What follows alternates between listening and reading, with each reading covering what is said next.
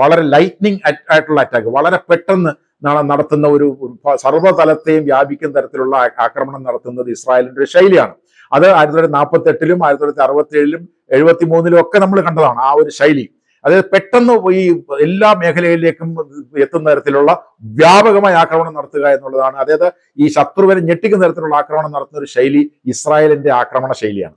അത് തന്നെയാണ് ഇവിടെ കണ്ടത്. നമ്മൾ നോക്കൂ, ഒരു രാജ്യത്തിന്റെ സൈനിക മേധാവി, ആ രാജ്യത്തിന്റെ മറ്റൊരു സേനാദളത്തിന്റെ മേധാവി, അതിന്റെ ഉപമേധാവി, ആ രാജ്യത്തിന്റെ പ്രസിഡന്റിന്റെ ഉപദേഷ്ടാക്കളിൽ ഒരാൾ, ആ രാജ്യത്തിന്റെ ആണവ ശാസ്ത്രജ്ഞന്മാർ, ഇതിനൊക്കെ പുറമെ ആ രാജ്യത്തിന്റെ ആണവ കേന്ദ്രത്തെ വരെ ആക്രമിക്കുന്ന തരത്തിലേക്ക് വന്നിരിക്കുന്നു. ആണവ കേന്ദ്രത്തെ ആക്രമിച്ചാൽ എന്താ സംഭവിക്കുക?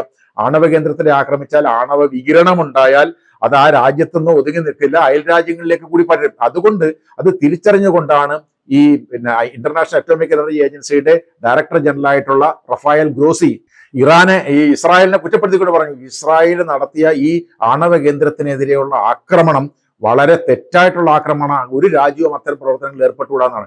എന്ന് മാത്രമല്ല, ഈ ആണവ കേന്ദ്രം എന്ന് പറയുന്നത് നമുക്കറിയാം, ഇറാന്റെ ആണവ കേന്ദ്രങ്ങളെല്ലാം ഈ ഭൂമിയുടെ മുകളിൽ ചില വൈദ്യുതി കേന്ദ്രങ്ങളും ചില കെട്ടിടങ്ങളും അല്ലാതെ ഈ ആണവ യുറേനിയവും അങ്ങനെയൊക്കെ ഉള്ള സംഗതികളും എല്ലാം വച്ചിരിക്കുന്നത് എത്രയോ കിലോമീറ്ററുകൾക്ക് അടിയിലാണ്, ഭൂഗർഭ അറകളിലാണ്.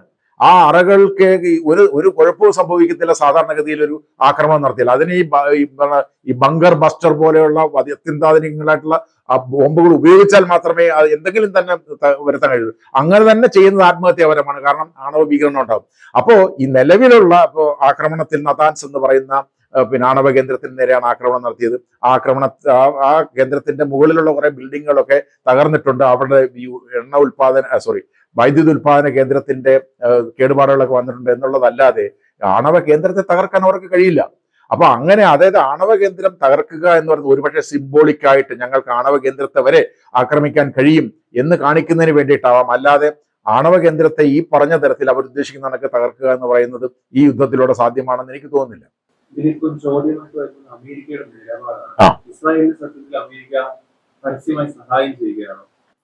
നമ്മളെല്ലാവരും മനസ്സിലാക്കേണ്ട ഒരു കാര്യം, എപ്പോഴെല്ലാം ഈ ഇസ്രായേൽ യുദ്ധം ചെയ്യുന്നുണ്ടോ ആ യുദ്ധം ചെയ്യുമ്പോഴെല്ലാം അമേരിക്കയും യുദ്ധത്തിലാണ് വാസ്തവത്തിൽ. എന്താ കാര്യം? നമുക്കറിയാം, ഈ അവരുടെ ഒരു വളരെ കൊട്ടിഘോഷിക്കപ്പെടുന്ന ഒരു പ്രതിരോധ സംവിധാനമുണ്ട്, അയൺ ഡോം എന്ന് പറയുന്ന സംവിധാനം. അയൺ ഡോം എന്ന് പറയുന്നത് മറ്റുള്ള രാജ്യങ്ങൾ അയക്കുന്ന മിസൈലുകളും ഡ്രോണുകളെയും ഒക്കെ അവരുടെ അതിർത്തിയിൽ എത്തുന്നതിന് മുമ്പ് തന്നെ നശിപ്പിക്കാനുള്ള പ്രതിരോധ സംവിധാനമാണ് അയൺ ഡോം എന്ന് പറയുന്നത്. ഈ അയൺ ഡോം എന്ന് പറയുന്ന ടെക്നോളജി ഡെവലപ്പ് ചെയ്ത് ഇസ്രായേൽ ആണെങ്കിൽ അതിന് വേണ്ട മുഴുവൻ സമ്പത്തും, അതായത് ഇത് നിർമ്മിക്കുന്നതിന് വേണ്ട മുഴുവൻ സമ്പത്തും നൽകിയത് അമേരിക്കയാണ്. അമേരിക്കയ്ക്ക് ഈ രാജ്യത്തിന് വേണ്ട ആയുധങ്ങൾ വളരെ ശക്തമായ തരത്തിൽ നൽകുന്നത് അമേരിക്കയാണ്. ഈ അമേരിക്ക എല്ലാ വർഷവും കൃത്യമായി ഒരു ഗ്രാന്റ് ഇസ്രായേലിന്റെ സേനകളുടെ നവീകരണത്തിന് വേണ്ടിയിട്ട് നൽകുന്നുണ്ട്, കൃത്യമായി എല്ലാ വർഷവും നൽകുന്നുണ്ട്. ഇപ്പൊ തന്നെ നോക്കൂ, മെഡിറ്ററേനിയൻ കപ്പലിലേക്ക് അമേരിക്കയുടെ യുദ്ധക്കപ്പലുകളെ അയച്ചിട്ട് ഇസ്രായേലിനെ സഹായിക്കാൻ വേണ്ടിയിട്ട് എത്തിയിരിക്കുകയാണ്. അപ്പൊ ഞാൻ പറഞ്ഞു വരുന്നത്, ഈ ഏതെല്ലാം തരത്തിൽ ഇസ്രായേൽ ഇപ്പം ഇറാനിൽ നടത്തിയ ആക്രമണങ്ങൾക്കുള്ള ഈ ഇൻഫർമേഷൻസ് എല്ലാം നൽകിയത്, സാറ്റലൈറ്റ് ഇൻഫർമേഷൻസ് എല്ലാം നൽകിയത് അമേരിക്കയാണ്. അപ്പൊ അമേരിക്കയുടെ അറിവോടും സമ്മതത്തോടും സഹായത്തോടും കൂടിയിട്ടല്ലാതെ ഇസ്രായേലിനൊരു യുദ്ധം നടത്താൻ കഴിയത്തില്ല. അപ്പൊ അത്രമാത്രം ലിങ്ക്ഡ് ആണ്. അപ്പൊ അമേരിക്കൻ ഭരണകൂടം ഇസ്രായേലിനോട് ഇപ്പൊ പറയാണ്, നിങ്ങൾ ഇപ്പോൾ യുദ്ധം നിർത്തണം എന്ന് പറഞ്ഞാൽ യുദ്ധം നിർത്താൻ ഇസ്രായേൽ ബാധ്യസ്ഥമാണ്. കാരണം അമേരിക്കയുടെ ഡയറക്റ്റും ഇൻഡയറക്റ്റുമായിട്ടുള്ള സപ്പോർട്ട് ഇല്ലാതെ ഇസ്രായേലിന് ഒരു അടി പോലും മുമ്പോട്ട് പോകാൻ കഴിയത്തില്ല. കാരണം അത്രമാത്രം ആശ്രയം ഈ അമേരിക്കൻ സമ്പദ് വ്യവസ്ഥയുമായും അമേരിക്കൻ ടെക്നോളജിയുമായിട്ടും അമേരിക്കൻ ആയുധങ്ങളുമായിട്ടും അമേരിക്കൻ രാഷ്ട്രീയ പിന്തുണയായിട്ടും. കാരണം ഈ പ്രശ്നങ്ങളെല്ലാം ഉണ്ടാകുമ്പോൾ ഐക്യരാഷ്ട്രസഭ ഉൾപ്പെടെയുള്ള സ്ഥലങ്ങളിൽ ഇസ്രായേലിനെ സംരക്ഷിച്ചപ്പോഴും നിർത്തുന്നവരാ അമേരിക്കയാണ്. അപ്പൊ എല്ലാ തരത്തിലും നമുക്കറിയാം, ഈ യുദ്ധം ഇവർ പറയുന്നു ഞങ്ങളുടെ അനുവാദത്തോടെ അല്ല, ഞങ്ങളുടെ അറിവോടെ അല്ല യുദ്ധം നടത്തിയത് എന്ന് യൂണിലാറ്ററലായിട്ട് ഇസ്രായേൽ യുദ്ധം നടത്തിയെന്നാണ് മാർക്കോ റൂബിയോ അവരുടെ വിദേശകാര്യ സെക്രട്ടറി പറഞ്ഞത്. വാസ്തവത്തിൽ ലോകം ഇത് വിശ്വസിക്കുമോ? കാരണം എന്താണ്, യുദ്ധം തുടങ്ങുന്നതിന് 2-3 ദിവസം മുമ്പ് തന്നെ അമേരിക്കയുടെ ഇറാഖിലുള്ള, കുവൈറ്റിലുള്ള, ബഹ്റൈനിലുള്ള, UAE-യിലുള്ള എംബസി ഉദ്യോഗസ്ഥർ അത്യാവശ്യമല്ലാത്തവരെല്ലാം ഉടൻ ആ സ്ഥലങ്ങൾ വിടണം എന്ന് പറഞ്ഞാൽ എന്താ അർത്ഥം? ഇസ്രായേൽ ഉടനെ ഇറാനെ ആക്രമിക്കും, അപ്പോൾ ഇറാൻ തിരിച്ചടിക്കാൻ സാധ്യതയുണ്ട്, അതുകൊണ്ട് എല്ലാവരും മാറണമെന്ന് പറഞ്ഞു. അപ്പൊ അമേരിക്കയുടെ അനുവാദത്തോടു കൂടി, അറിവോട് കൂടിയിട്ടാണ്, അല്ലെങ്കിൽ പിന്തുണയോട് കൂടിയിട്ടാണ് ഈ ആക്രമണമൊക്കെ നടത്തുക. കാരണം അമേരിക്ക ഞങ്ങളുടെ കൂടെ ഉണ്ട് എന്നുള്ള വിശ്വാസം ഉള്ളത് കൊണ്ടാണ് ഈ മാതിരിയുള്ള ആക്രമണങ്ങൾ നടത്താൻ എപ്പോഴും ഇസ്രായേൽ തയ്യാറാവുന്നത്. ഇസ്രായേൽ ഇറാനെതിരെ സൈനിക ആക്രമണം നടത്തിയിരിക്കുകയാണ്. ഈ ആക്രമണത്തിന്റെ പ്രധാന കാരണമായി ഇസ്രായേൽ പറഞ്ഞിരിക്കുന്നത് ഇറാന്റെ ആണവ പദ്ധതി ഇസ്രായേലിന്റെ നിലനിൽപ്പിന് തന്നെ വെല്ലുവിളിയാണ്, എക്സിസ്റ്റൻഷ്യൽ ത്രെറ്റ് എന്നാണ് ഇസ്രായേൽ പറഞ്ഞിരിക്കുന്നത്.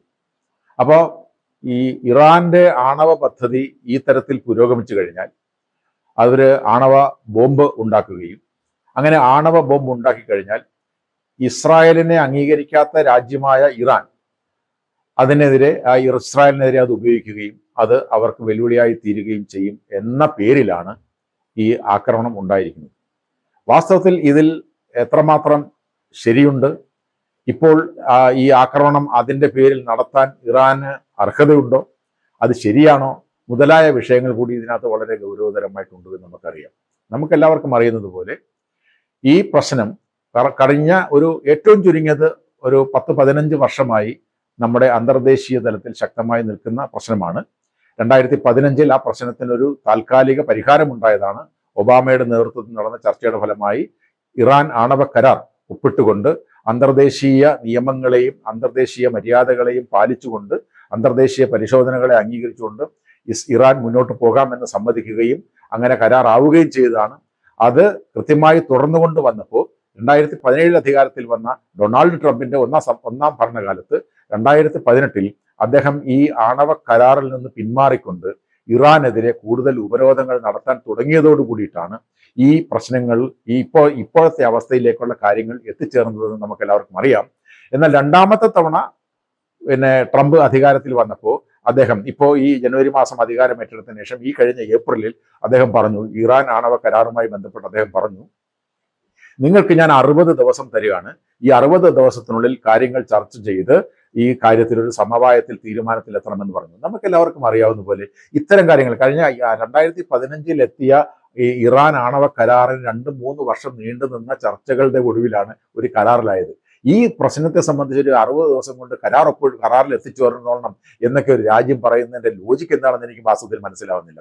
എന്ന് മാത്രമല്ല, ഇത് ഒരു തീരുമാനത്തിലെത്താൻ കഴിയാത്ത വിധത്തിലുള്ള ആവശ്യമാണ് ഈ ട്രംപ് ഇറാനോട് ഉന്നയിച്ചത്. കാരണം എന്താ, അവർ പറഞ്ഞ ആവശ്യം എന്താണ്, നിങ്ങൾ യുറേനിയം സമ്പുഷ്ടീകരിക്കരുത്, യുറേനിയം എൻറിച്ച്മെന്റിലേക്ക് നിങ്ങൾ പോകരുത് എന്നാണ് ആവശ്യം. അവർ പറഞ്ഞു no enrichment no deal, enrichment ചെയ്യാൻ ഞങ്ങൾക്ക് അവകാശമില്ല എങ്കിൽ ഞങ്ങൾ ഈ കരാറിലേക്ക് വരില്ല. കാരണം നമുക്കെല്ലാവർക്കും അറിയാം, 31ഓളം രാജ്യങ്ങൾ ലോകത്ത് ആണവ ശക്തി ഉപയോഗിക്കുന്ന രാജ്യങ്ങളുണ്ട്. അതിൽ 9 രാജ്യങ്ങളാണ്, ഇന്ത്യയും ഇസ്രായേലും ഉൾപ്പെടെയുള്ള 9 രാജ്യങ്ങൾക്കാണ് ആണവ ബോംബുള്ളത്. ഇറാൻ ആണവ ബോംബില്ല.